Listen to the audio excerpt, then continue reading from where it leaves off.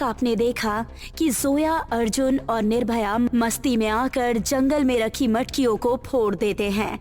उसके ठीक बाद ही उनको अपने आसपास किसी अनजान शक्ति के होने का एहसास होता है। घर वापस जाने के बाद अर्जुन को एक काला साया खत्म कर देता है और उसी टाइम अपने घर में बैठी जोया को भी उसके बेड के नीचे एक औरत के भयानक तरह से हंसने की आवाज सुनाई देती है। अब आगे। जोया को ये आवाज सुनकर बहुत डर लगा और उसका शरीर अंदर तक कांप उठा।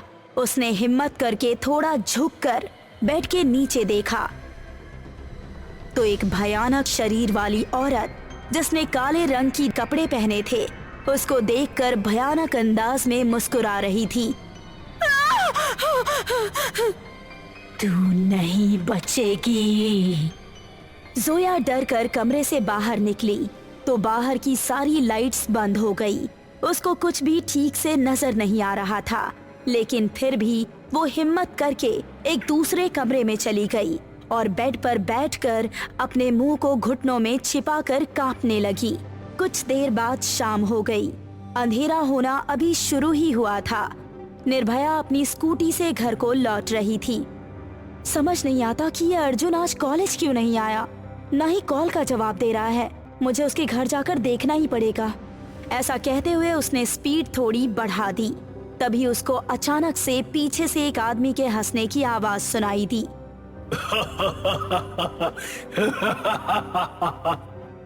वो चौंक गई और उसने अचानक ब्रेक लगा दी और पीछे पलट कर देखा तो एक भयानक आदमी जिसने काले रंग का लबादा पहना था, वो अपनी गुस्सैल खा जाने वाली निगाहों से उसको घूर रहा था। तभी निर्भया की नजर उसके पैरों पर पड़ी तो उसने देखा कि उसके पैर जमीन से कुछ ऊपर हवा में हैं। ये देखकर निर्भया के रोंगटे खड़े हो गए और उसने तेजी से स्कूटी भगा दी। लेकिन वो आदमी अब तेज रफ्तार के साथ भयानक हंसी हंसते हुए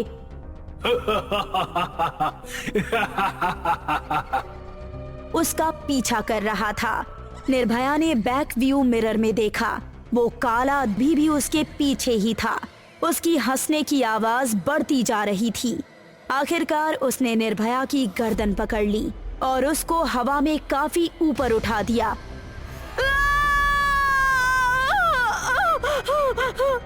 कुछ देर बाद निर्भया अपनी स्कूटी से कुछ कदम दूरी पर मृत पड़ी थी। उसकी आत्मा सफेद धुएं के रूप में उसके शरीर से निकली। फिर वो काला उसकी आत्मा को अपने साथ आसमान की ओर ले गया।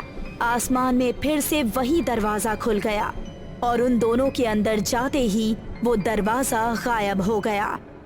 कौन है वो औरत? पहले तो बस आवाज सुनाई देती थी, आज तो मैंने उसको देख भी लिया। ये सब मेरे साथ क्या हो रहा है? कुछ समझ में नहीं आ रहा। तभी कोई जोर जोर से उसका दरवाजा पीटने लगा। दरवाजे की ये आवाज उसके दिल को दहला रही थी। उसका बेड अपने आप हवा में उड़ने लगा, जैसे कोई शक्ति उसको उठा रही हो और फिर जमीन पर पटक रही हो। Stop it, please!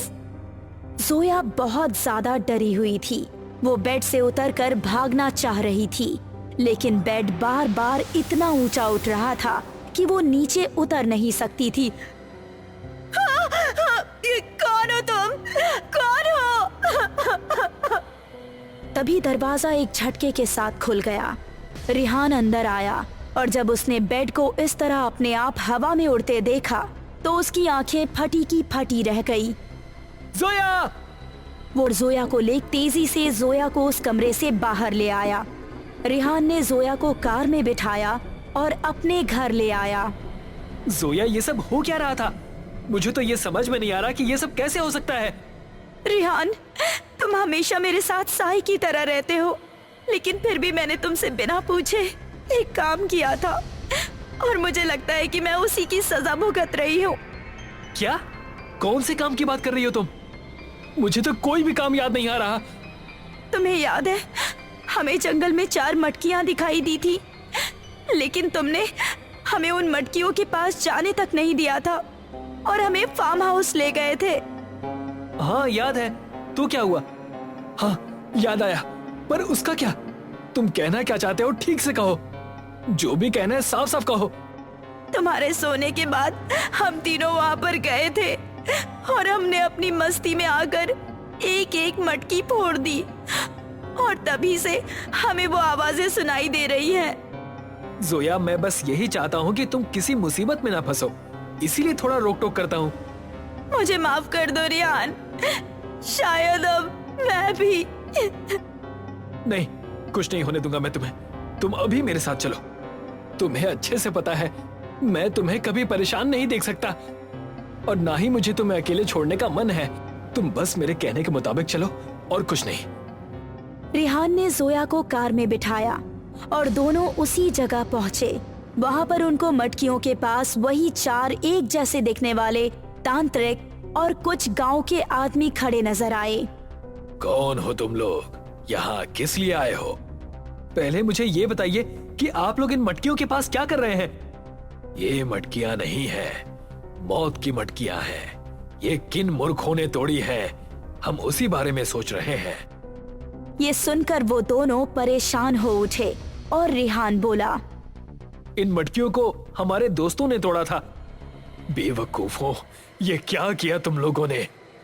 देखिए, हमारे 2 दोस्त मर चुके हैं और अब जोया के साथ अजीबोगरीब चीजें हो रही हैं। आप प्लीज बताइए कि इन मटकियों में आखिर था क्या?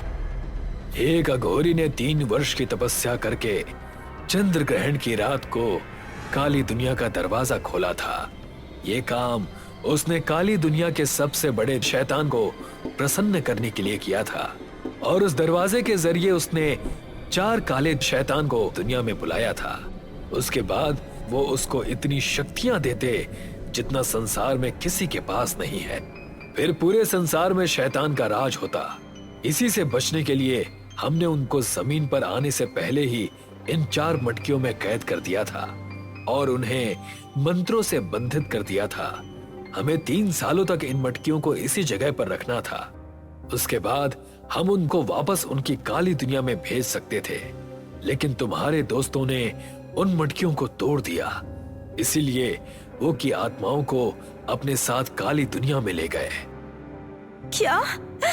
इसका मतलब कि मुझे जिस औरत की आवाज सुनाई देती है वो भी काली दुनिया की है और वो मुझे अपने साथ ले जाएगी? नहीं जोया, मैंने कहा ना, मैं तुम्हें कुछ नहीं होने दूंगा। ये कहकर रिहान ने वापस जोया को कार में बिठाया और उसको अपने साथ ले गया। रिहान, हम कहाँ जा रहे हैं? तुम ज्यादा मत सोचो, सब कुछ ठीक हो जाएगा। हाँ? जोया रिहान को बड़े गौर से देख रही थी। वो उसके चेहरे के परेशानी को महसूस कर रही थी जिसे वो छिपाने की कोशिश कर रहा था। तभी अचानक से कार की छत पर धम धम की आवाज होने लगी। इस आवाज को सुनकर रिहान भी डर गया था। ऐसा लग रहा था जैसे छत पर कोई जोर जोर से भारी मुक्के मार रहा हो, पर वो लोग ये देख नहीं सकते थे कि वो कौन है। लेकिन उसकी भयानक आवाज से पता चल रहा था कि वो वही काली है। रुक जाओ, मैं तुझे बिना लिए नहीं जाने वाली। ये सुनकर जोया के चेहरे का डर और बढ़ गया। जोया, डरो नहीं, हिम्मत से काम लो। रिहान ने कार तेज कर दी। वो काली देवी अभी भी छत पर ही थी और जोर जोर से छत को पीट रही थी। कुछ ही देर बाद गाड़ी शहर की एक बहुत ही बड़ी मजार पर पहुंची और उसकी सरहद में आते ही छत पर होती धमधम भी बंद हो गई। रिहान ने कार रोकी और बाहर निकला तो उसके आसपास कोई नहीं था। जोया, बाहर आ जाओ। जोया डरती हुई कार से बाहर उतरी और दोनों मजार के अंदर चले गए। वहाँ उनको एक बाबा बैठे हुए नजर आए। बाबा, हम लोग बहुत बड़ी मुसीबत में हैं, हमारी मदद कीजिए। घबराओ नहीं बच्चों, आराम से बताओ आखिर बात क्या है। अब रिहान ने बाबा को सारी कहानी सुनाई, जिसे सुनकर बाबा को बहुत आश्चर्य हुआ। लेकिन फिर भी उन्होंने इन दोनों को एक तरीका बताया। काफी देर तक उस तरीके को समझाने के बाद बाबा ने कहा, तुम मजार की ये चादर ले जाओ। जब तक तुम इस चादर को ओढ़े रहोगी वो तुम्हें मार नहीं पाएगी, लेकिन 12 बजते ही उसकी शक्तियां बढ़ जाएंगी और वो फिर तुम पर जानलेवा हमला करेगी। उसी वक्त तुम्हें वो वजीफा खत्म करना है जो मैंने तुम्हें बताया है। ये कहकर बाबा ने मजार की एक चादर उतारकर जोया को दे दी। जोया ने वो चादर ओढ़नी की तरह ओढ़ ली।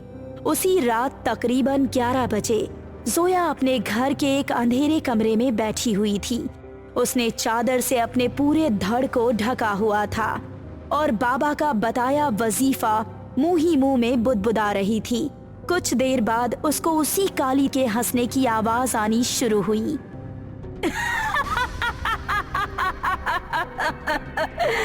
कुछ भी कर ले, तू नहीं बचने वाली। जोया ने देखा कि काली उसके करीब आ रही थी, लेकिन उसके शरीर पर लिपटी चादर को देख वो चीख उठी। उतार दे इस चादर को, ज्यादा देर तक ये तुझे नहीं बचा सकती। जोया अपने दिल में डर और आंखों में खौफ लिए वो वजीफा पढ़ रही थी। तभी उस कमरे में रखी चीजें हवा में उछालकर जोया पर मारना शुरू किया। लेकिन जोया ने फिर भी आगे वजीफा पढ़ना जारी रखा। उस काली ने एक भारी टेबल उठाया और जोया को मारने ही वाली थी कि तभी रिहान ने आकर उस टेबल को पकड़ लिया और दूर फेंक दिया। तू कहां से आ गया? वो रिहान पर झपटी और उसको खा जाने वाली निगाहों से देखने लगी। तू मुझे नहीं मार सकती क्योंकि तू जोया से जुड़ी है, मुझसे नहीं। हाँ, लेकिन तुझे चोट पहुंचा सकती हूँ। ऐसा कहकर उसने रिहान के मुंह पर अपने तेज नाखूनों से हमला करना शुरू किया और उसका चेहरा लहूलुहान कर दिया। रिहान की हालत खराब हो गई, लेकिन उस काली को अपने ऊपर से हटाना ठीक नहीं समझा। तभी 12 भी बज गए और वो काली रिहान के ऊपर से हटी। अब तेरा आखिरी समय आ गया है। जोया को अब पता चल गया था कि ये चादर अब उसको नहीं बचा सकती। वो काली जोया के करीब पहुंचने ही वाली थी कि तभी जोया ने अपने ऊपर से चादर हटा दी। जोया की गोद में एक छोटी सी मटकी थी जिसे उसने अभी तक छिपाया हुआ था। जैसे ही काली के करीब पहुंची, जोया ने उस मटकी का ढक्कन हटा दिया। उस मटकी के अंदर से एक जिन्न धुआं बनकर बाहर निकला और उसने उस काली को पकड़ लिया और उस काली को अपने साथ उसी मटकी के अंदर ले गया। जोया ने झट से उस मटकी का ढक्कन फिर से बंद कर दिया और फिर चारों तरफ शांति छा गई। चलो जोया, अब इस मटकी को वापस देने चलते हैं। वो दोनों उस मटकी को वापस मजार पर ले गए। बाबा ने उस मटकी को ले लिया और अपने पास रख लिया। अब 3 साल इस काली देवी को इसी मटकी में कैद रखने के बाद ये जिन्न इसको अपनी दुनिया में ले जाएगा। ये सुनकर जोया और रिहान दोनों ने चैन की सांस ली और एक दूसरे के गले लग गए। रिहान की बाहों में जोया खुद को बहुत सुरक्षित महसूस कर रही थी। आज का दिन श्वेता की जिंदगी के लिए बहुत स्पेशल था। आज उसके घर मेहंदी की रस्म चल रही थी। श्वेता अपने पैरों को आगे किए और हाथों को ऊपर उठाए पटरे पर बैठी थी। उसके सामने बैठी मीनल उसके पैरों में मेहंदी लगा रही थी और दिव्या उसके हाथों में। ओए इडियट, मेहंदी ऐसी लगनी चाहिए कि सब देखते रह जाए, स्पेशली मेरे दूल्हे राजा। ये देखो, एक हाथ का तो हो गया। श्वेता खुश होते हुए अपने हाथ को चेहरे के करीब लाकर मेहंदी देखने लगी। वाव, कितना बढ़िया डिजाइन लगाया है और खुशबू भी कितनी अच्छी आ रही है। उसने अपनी आंखें बंद कर ली थी। सबने देखा कि अचानक उसकी सांसें बहुत तेज तेज चलने लगी। Shweta, are you okay? Meenal ने कंधा पकड़कर उसे हिलाया। तभी श्वेता ने आंखें खोली। उसकी आंखों का रंग तेज पीला हो चुका था और चेहरे पर जलाल नजर आ रहा था। क्या हुआ? उसने मेहंदी का कोन लेकर मीनल के मुंह के अंदर ठूस दिया।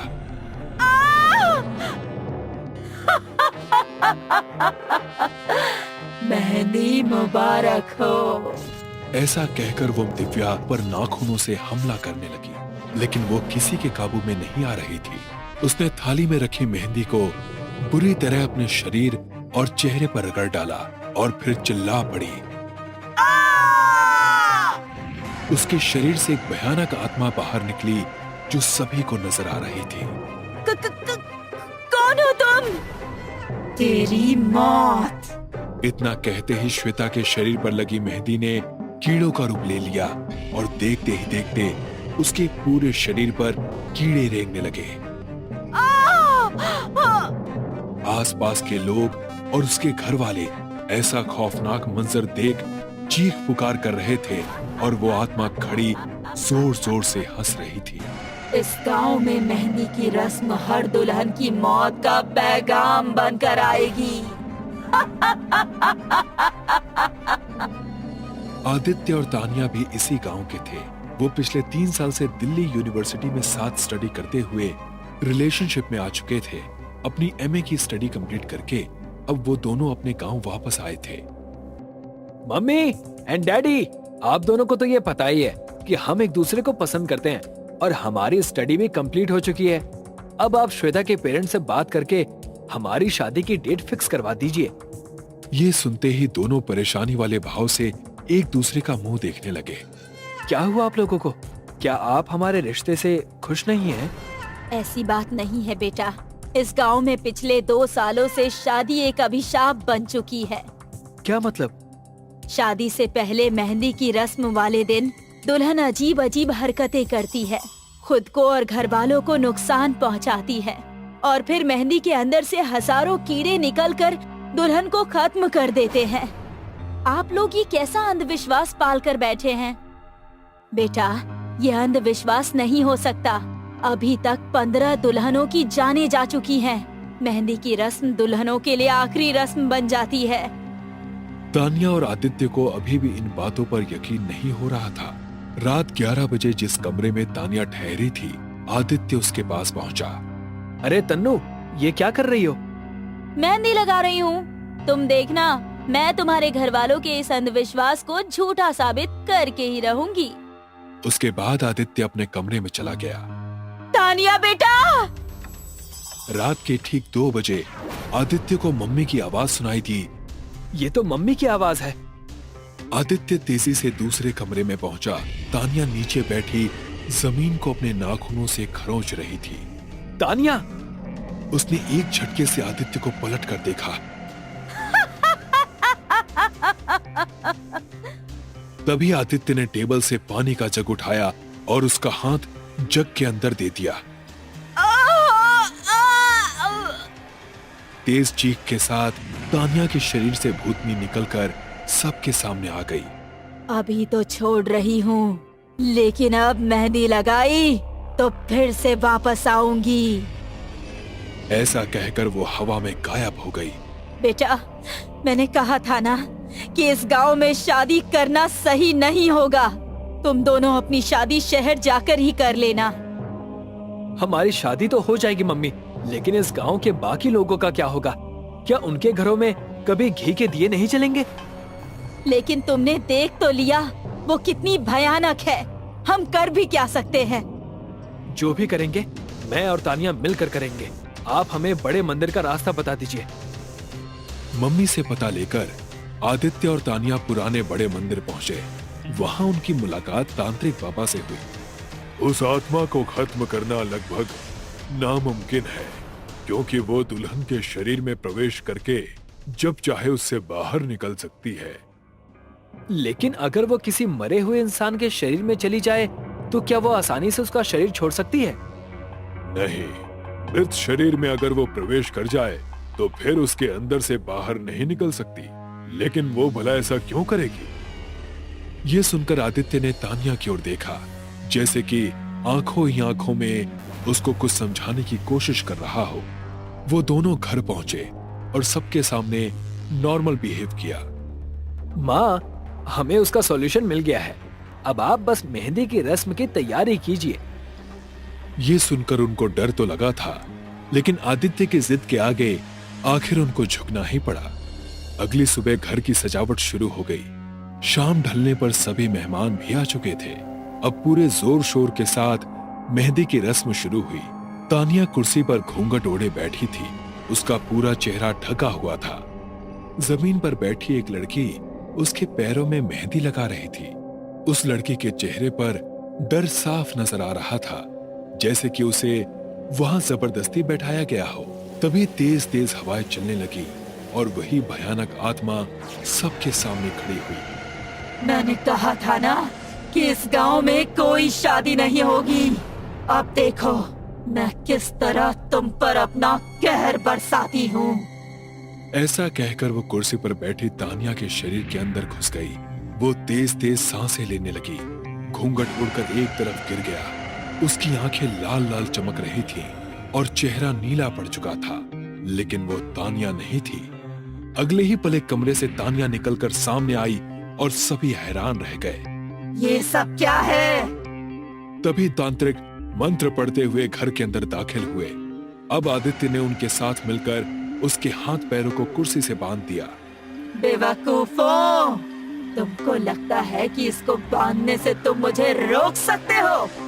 मैं अभी इस शरीर को छोड़कर तुम्हें मजा चखाती हूँ।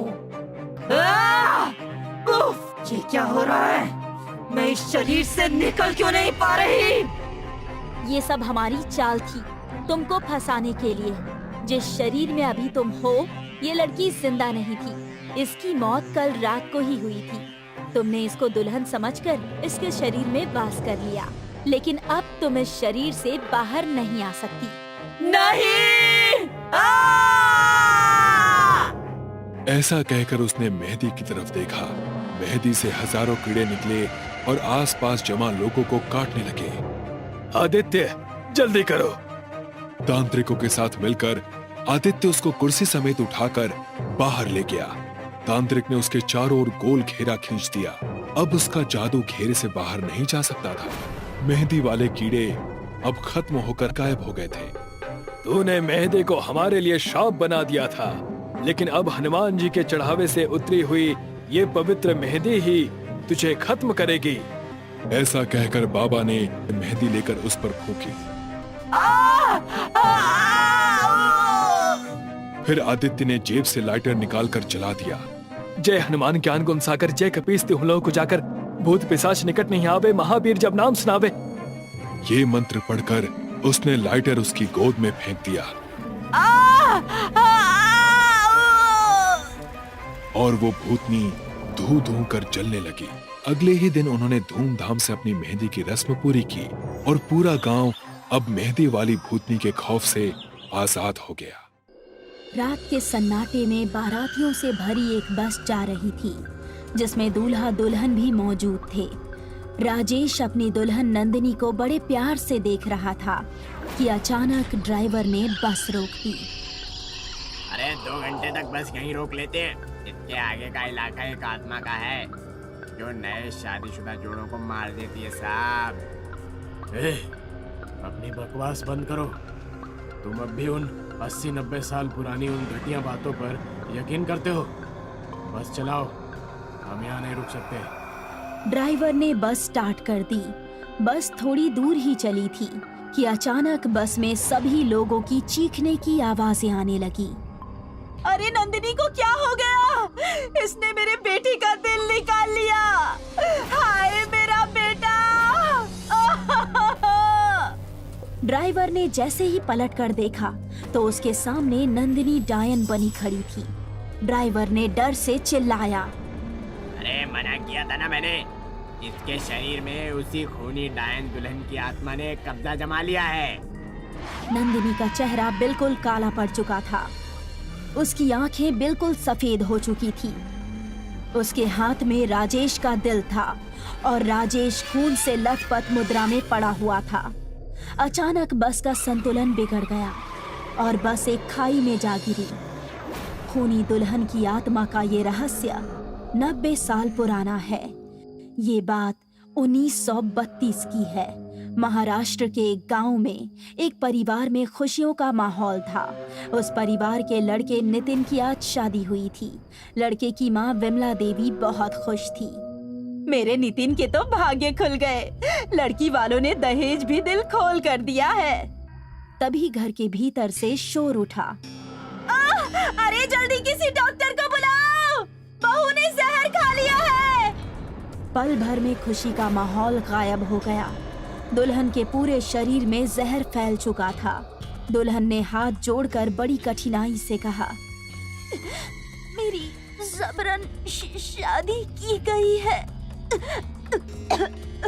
मैं किसी और को अपना पति मानती हूँ, इसीलिए मैंने जहर खा लिया। इतना कहकर दुल्हन ने दम तोड़ दिया। गांव के एक बूढ़े ने लड़के के पिता रामदयाल को सलाह दी। ये अंग्रेज पुलिस वालों को अगर इस घटना की खबर लग गई तो बहुत बुरा होगा। अच्छा यही होगा कि तुरंत तुम बहू का जल्दी अंतिम संस्कार कर दो। अचानक खबर मिली, अंग्रेज पुलिस वालों की गाड़ियां गांव में आ गई है। अपने परिवार को संकट में घिरा देखकर नितिन ने घर का भीतरी कमरा खोदा और अपनी पत्नी का शव जल्दी से कच्चे फर्श में दफना दिया। अंग्रेज पुलिस वाले तब तक वहां पहुंच गए। हे, ये क्या करता है यहाँ तुम लोग? अरे कुछ नहीं साहब, इस घर का जवान बेटा बीमार हो गया है, उसे ही देखने आए थे। कहाँ है? दिखाओ हमें। अंग्रेज घर के भीतर जा घुसे, लेकिन लड़के के पिता रामदयाल ने उन्हें देख लिया था। वो तुरंत बोले, माए बाप, मेरा लड़का बीमार है, जोर से मत बोलिएगा। इधर नितिन ने अपनी पत्नी को दफना ही दिया था कि अचानक जमीन से चमकीली रेखा निकली और कमरा रोशन हो गया और उस रोशनी ने उसकी पत्नी का रूप धारण कर लिया। अचानक उसके सुर्ख होठों के दोनों किनारों पर लंबे लंबे दांत बाहर झांकने लगे। उसकी आंखों की पुतलियों का रंग भी बदल गया था। आंखों की पुतली चमकदार सफेद रंग की हो गई थी। वो डायन में बदल गई थी और वो भयानक फटी फटी आवाज में बोली, तू ही मेरी मौत का कारण है। तेरी वजह से ही मुझे जहर खाकर आत्महत्या करनी पड़ी। अरे तुम तो मर चुकी हो, ये कैसे हो सकता है? हाँ? मुझे क्या मालूम था कि तुम मुझसे शादी नहीं करना चाहती थी। मुझे माफ कर दो, मेरी कोई गलती नहीं है। गलती तो तूने अभी भी की थी। कौन सी गलती? अंग्रेज पुलिस वालों से बचने के लिए तूने मेरी लाश का क्रियाकर्म करने के बजाय उसे जमीन में दफना दिया। ये कहते हुए दुल्हन की आत्मा बन चुकी डायन ने अपने पैने दांत उसकी गर्दन में गाड़ दिए। नितिन की माँ, लगता है नितिन की तबीयत ठीक नहीं है। नितिन की माँ विमला देवी दुखी होकर अपने पति से बोली, जिसकी शादी हुए 24 घंटे भी न बीते हो और उसकी पत्नी आत्महत्या कर ले, उस पे क्या बीत रही होगी। अरे इसीलिए मैं सोच रहा हूँ उसे उस बंद कमरे से बाहर बुला लूं। मुझे बहू की लाश के बारे में भी पूछना है।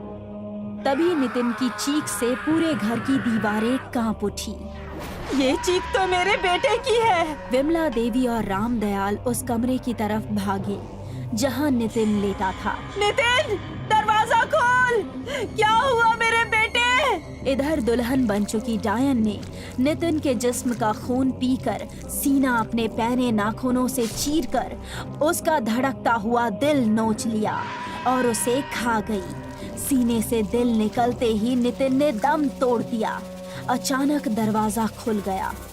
सामने पड़े अपने बेटे की लाश देखकर विमला बेहोश होकर गिर पड़ी और रामदयाल के सामने दुल्हन बनी डायन खड़ी हुई थी। तुम सब मरोगे। अरे मेरे बेटे ने तेरा क्या बिगाड़ा था? मेरी पत्नी को छोड़ दे। मगर खूनी दुल्हन ने रामदयाल के सीने में अपने नुकीले पंजे से वार कर दिया और उसका दिल निकालकर खाने लगी। रामदयाल की चीख सुनकर उनकी पत्नी बेहोशी से जाग गई। यही हाल उसने विमला का भी किया। इस घटना के बाद उस घर में सन्नाटा छा गया। और गांव में मौतों का सिलसिला शुरू हो गया। गांव के लोगों में उसकी दहशत बढ़ गई थी। गांव के लोग मुखिया के पास गए। अरे कुछ करिए मुखिया जी, ऐसे तो वो डायन सारे गांव को खत्म कर देगी। तुम सब सही कहते हो, मैं एक तांत्रिक को जानता हूँ, चलो उसके पास। नितिन की पत्नी की लाश उस घर में अभी भी दफन है। जब तक उसकी लाश का क्रियाक्रम नहीं किया जाएगा तब तक वो यूं ही भटकती रहेगी। या ये याद रखना, कुछ दिन बाद वही चुड़ैल पूरे गांव को शमशान बना देगी। ये आप क्या कह रहे हैं? मैं सही कह रहा हूँ। वो आत्मा इतनी ताकतवर है कि दिन के उजाले में भी उसे कोई परेशानी नहीं होती। मैं अपनी तंत्र शक्ति से देख रहा हूँ कि आने वाली अमावस्या को वो इस पूरे गांव की सीमा रेखा के बाहर भी जा सकती है। ये तो बड़ी चिंताजनक बात बताई आपने। इसका कोई उपाय नहीं है क्या? भला अकेला चना क्या भार फोड़ेगा? आप चिंता ना करें जी, इस काम के लिए गांव के कई लोग तैयार हैं। तो फिर रात में कुछ बहादुर लोगों के साथ आ जाना। रात होते ही 5 गांव वालों के साथ मुखिया हाथों में मशाल लेकर तांत्रिक के पास जा पहुंचा।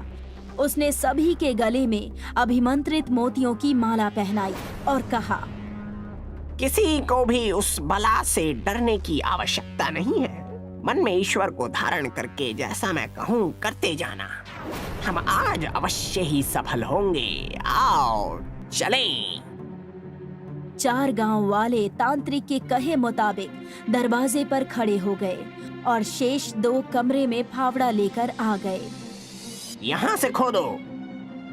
जैसे ही उन दोनों ने फावड़े जमीन खोदने के लिए उठाए, कमरे के एक कोने से बिजली सी उन दोनों की तरफ झपटी, जिससे असहनीय दुर्गंध उठ रही थी। कैन में भरा तेल शव पर डाल दो। अचानक दुल्हन की आत्मा यानी डायन तांत्रिक के सामने आ गई। उसका खौफनाक चेहरा देखकर वहां भगदड़ मच गई। सिर्फ मुखिया हिम्मत करके वहां खड़ा रहा। तू क्या समझता है? तू अपने मकसद में कामयाब हो जाएगा? तांत्रिक, तेरी इतनी हिम्मत? तू गांव वालों के साथ यहाँ तक आ गया? मरने के लिए तैयार हो जा। आज तेरा दिल निकाल कर मैं खाऊंगी। डायन ने बड़ी फुर्ती से अपने पंजे तांत्रिक के सीने में गाड़ दिए और उसका दिल निकाल कर खाने लगी।